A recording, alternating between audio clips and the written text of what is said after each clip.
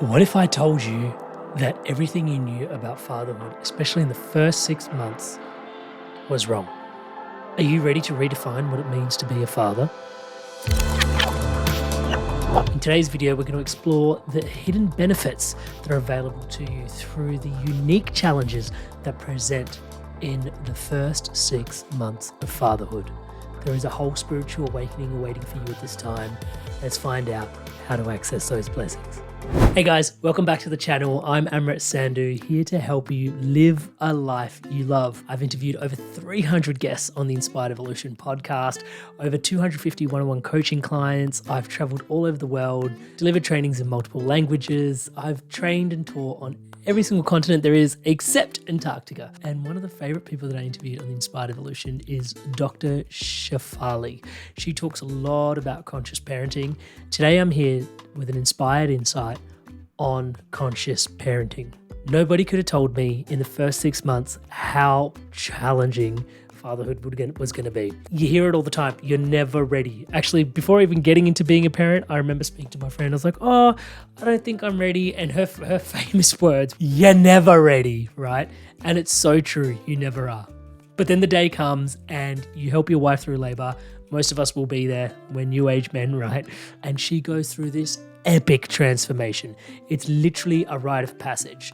And men, we don't really have that many rites of passage, but that's a whole nother topic for a whole nother video. What I wanted to talk about is when you come home from the hospital. Your wife has this cocktail of hormones, if she's given birth naturally, that support her through this period to be, I literally see it as she shares a nervous system with the baby. They are literally one, mother and child.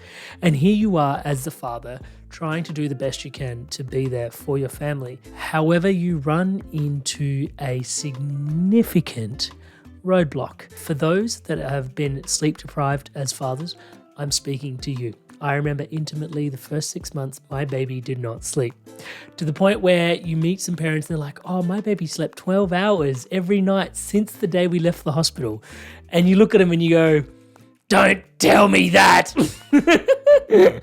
Because it's so painful to hear that you might be doing something different, might be doing something wrong, especially there's so much uncertainty in those early days.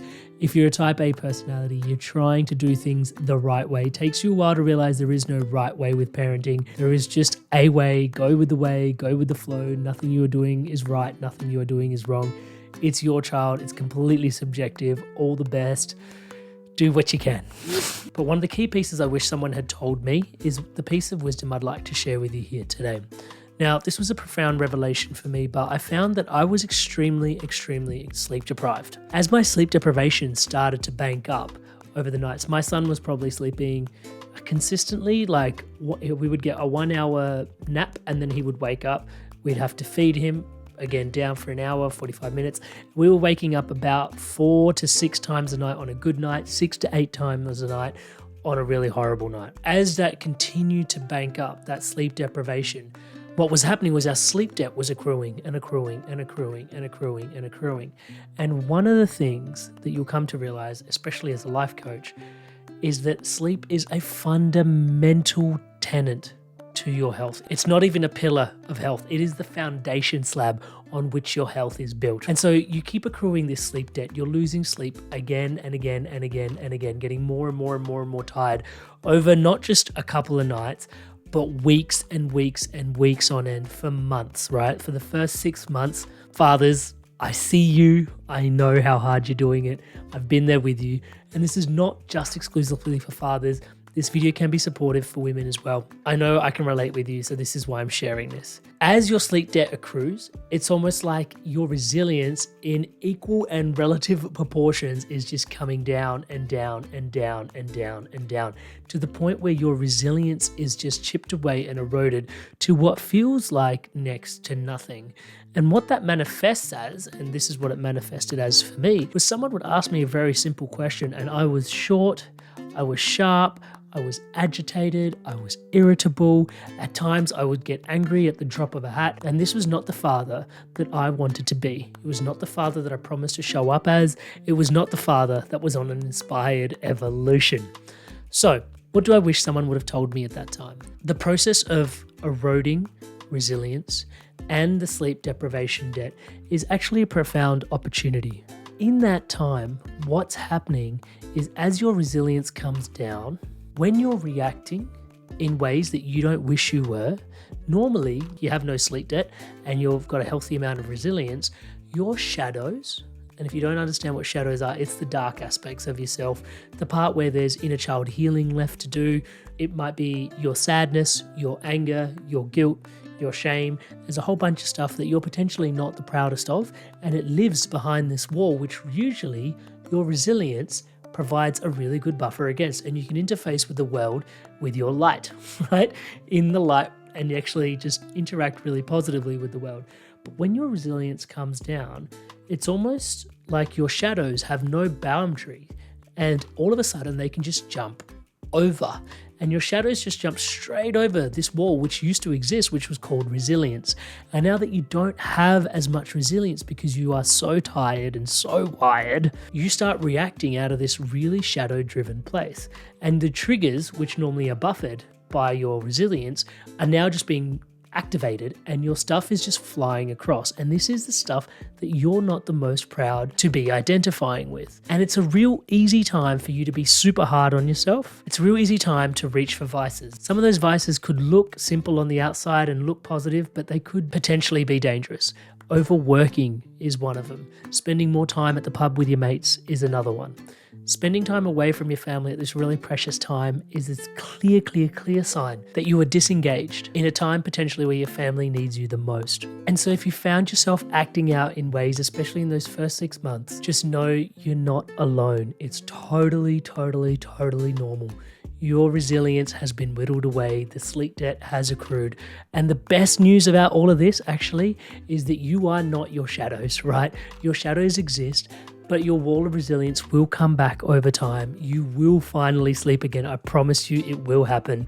It may not feel like any time soon, but it will happen. My son started to sleep consistently well at about 14 months. It's a long time to accrue a sleep debt, but you do get there. There is light at the end of the tunnel. However, one of the most important things I wanted to highlight here is the woman, when she gives birth, goes through an incredible rite of passage. And I honestly think men in this modern society are stripped of rites of passages. This may have been intentional, this may have been unintentional. I remember my 18th, my 21st birthday, the only thing I really had to show for as a warrior was me harming my own liver, right? I went out, I got extremely intoxicated and came home and, spent a couple of days shaking it off. But this is not what rites of passage used to look like. When you see a woman give birth, you really realize what a rite of passage is. She goes in, a girl, she comes out, in many instances, a woman. And as men, we don't really have that transformation. If you walk this path of fatherhood with conscious awareness, you have a real opportunity here for a spiritual awakening. What I started to realize was because my wall of resilience was down and all my shadows were just jumping across, like my sadness, my anger, my irritability, my annoyance, my agitation, all these patterns of behavior which actually subconsciously drove me. They live in my subconscious. I choose not to look at them most of the time. But now that I'm in this vulnerable state with no resilience, all that stuff is just flying across. I decided to believe, which is available for you to decide to believe, that my son is actually holding space for me as his father to do the work on my shadows, to heal my inner child, to give my inner child all that love that it needed, that all its wounds were the manifestations into this shadow. And if you're new to shadow work or you're new to inner child healing, I'll link some videos in the end screens for you guys to go check out. The main point being that actually this was an incredible opportunity that I saw as my son communicating to me subconsciously just by him being present and me being in such a vulnerable place that he was almost asking me on a spiritual level to not hand that stuff down to him. Now, I can totally repress it, have a drink or two and just move on with my life, stay at work more hours, not have to look at my stuff and just feel like I'm breadwinning and just ignore all of that stuff. But there is a real opportunity for me to sit with myself and go, actually, what is at the cause of my irritation? What is at the heart of my irritability? What's at the heart of my annoyance? What's at the heart of my anger? One of the things that I was really struggling with was that my time didn't feel like it was my own anymore.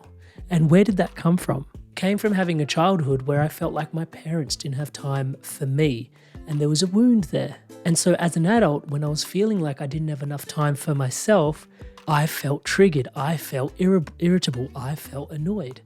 And it's totally normal for us to have these triggers. It's part of the human conditioning, it's part of the human experience. Again, don't be hard on yourself. But there is an opportunity for you to look back and witness that part of yourself and go, actually, there is something that I haven't resolved. How do I learn to heal my relationship with attention, with time, and so much more? So the lack of sleep results in a lack of resilience, which affords you a unique opportunity to do the inner spiritual work. Your son or your daughter is holding space for you to not hand down those patterns of behaviors that they will end up adopting if you don't do the work. They do what you do, not what you say. So you may say, don't be angry, calm down, be peaceful, be gentle. But are you gentle? Are you peaceful? Are you calm? Are you not angry? This work is made infinitely easier if you have a conscious partner with walking this path by your side with awareness. If not, hopefully you've got some friends in your network, in your system that can actually communicate to you like, hey, you're changing, you're not like your usual self, I think you're a bit too sleep deprived. Have you considered they can have some chats and reflect your personality back to you with love and grace, not from a place of judgment. And if you don't have that, there's always the opportunity for therapy. There is nothing wrong with asking for help. We are all on this path together, and it really helps to reach out from time to time. And if you don't have access to a therapist to look back at your past, sometimes it's useful just to cast an eye onto your future. That's where coaching and people like myself are always available to help you on the path forward. But just know that this time also will end, and this opportunity to do this work will also not be as ripe ever again, potentially, for you until it rears its head another time in another way. But now's a real opportunity for you to address it. Be the father that you always wanted to be by doing the inner work. Remember, you're enough. Stay inspired. Keep evolving. Dad, you got this. Here's a video with Matt Kahn on deep inner child healing. It's basically a masterclass on working on your shadows, working through your stuff. Watch this now.